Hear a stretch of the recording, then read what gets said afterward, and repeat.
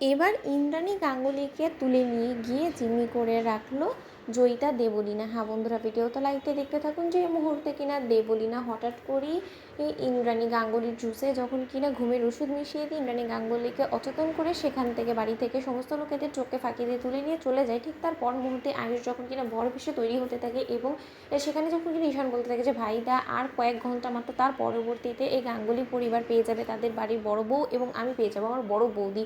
জানো তো ভাইদা, আমার বেশ ভালো লেগেছে মেঘা নামক এই মেয়েটাকে। ঠিক সেই মুহূর্তে আয়ুষ যখন মনে মনে বলতে থাকে যে মেঘার মনে মনে যে কতটা বিষ এবং মেঘা যে রীতিমতো একটা মানুষ রূপে কাল লাগিয়ে সব, সেটা তুই এখন হয়তো বা বুঝতে পারছিস না, কিন্তু একবার যদি মেঘা নামক এই মেয়েটার পা পড়ে যায় এই বাড়িতে ভুলবশত, তাহলে এই গোটা গাঙ্গুলি পরিবারটা রীতিমতো ধ্বংসস্তূপে পরিণত হয়ে যাবে। কিন্তু আমিও রীতিমতো ভাগ্যের কাছে এতটাই অসহায় যে আমি আমার স্ত্রীকে চিৎকার করে বলা সত্ত্বেও আমার মনের কথাটা সে আমার মনের কথা কোনো রকম কোনো কদর করেনি এবং আমিও রীতিমতো ওর উপরে ক্ষিপ্ত হয়ে অভিমানের জেরে আমি গাঙ্গুলি পরিবারের সর্বনাশ নিজে ডেকে আনছি। কিন্তু আমার ঈশ্বরের উপরে সম্পূর্ণ ভাবে আস্থা আছে যে সে কোনো না কোনো একটা পথ অবশ্যই বার করে দিবে। অন্যদিকে যখন কিনা কুসুম বারবার করে ইন্দ্রাণী গাঙ্গুলির খোঁজ করতে থাকে এবং ইন্দ্রাণী গাঙ্গুলির কাছে গিয়ে যখন কিনা সমস্ত সত্য বলার চেষ্টা করতে থাকে, ঠিক সেই মুহূর্তে ইন্দ্রাণী গাঙ্গুলিকে কোথাও খুঁজে না পেয়ে কুসুম যখন কিনা বলতে থাকে যে রাতুল সাহেব, আমি তো দেবীমাকে কোথাও খুঁজে পাচ্ছি না, আপনি জানেন দেবীমা কোথায় আছে বলুন তো। এই সময় তো দেবীমার বাড়িতেই থাকার কথা, যেহেতু আজকে সন্ধ্যে তার ছেলের বিয়ে হতে চলেছে, কিন্তু এই সময় তো দেবীমাকে কোথাও পাচ্ছি না কেন বলুন তো। ঠিক সেই মুহূর্তে রাতুল যখন বলতে থাকে যে কুসুম,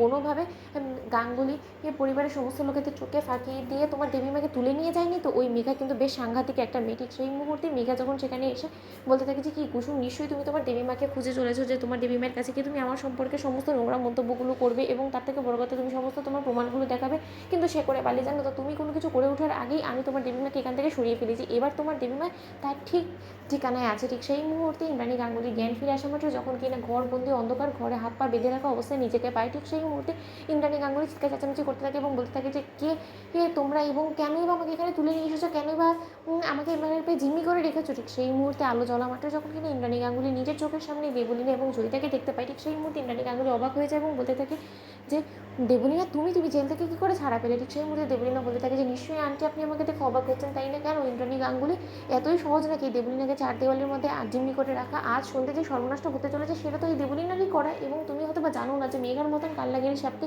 তুমি তোমার বাড়িতে আমন্ত্রণ জানিয়েছো এবং সেই সমস্ত কিছু হয়েছে দেবলীনার দৌলতে, এবং আজ সন্ধ্যে বিয়ের মাধ্যমে তোমার গাঙ্গুলি পরিবারটা ধ্বংসস্তূপে পরিণত হয়ে যাবে এবং তার পরিবর্তে এই দেবলীনা তোমার গাঙ্গুলি বাড়িতে গিয়ে রাজত্ব করবে। তুমি কি ভেবেছিলে ঈশানের সঙ্গে আমার বিয়েটা ভেঙে দিলে আমার কাছ থেকে পিছা ছুটে যাবে? এতটা সহজ না ইন্দ্রাণী গাঙ্গুলি। আমি বলেছিলাম না যে আমি তোমার কফিনের শেষ পেরেকটা পুঁতবো, তোমার উপরে আমার জমে রাখা সমস্ত প্রতিশোধ আমি নেবই। বুঝতে পারলে তো? বন্ধুরা লাইক কমেন্ট শেয়ার করো, সাবস্ক্রাইব করো।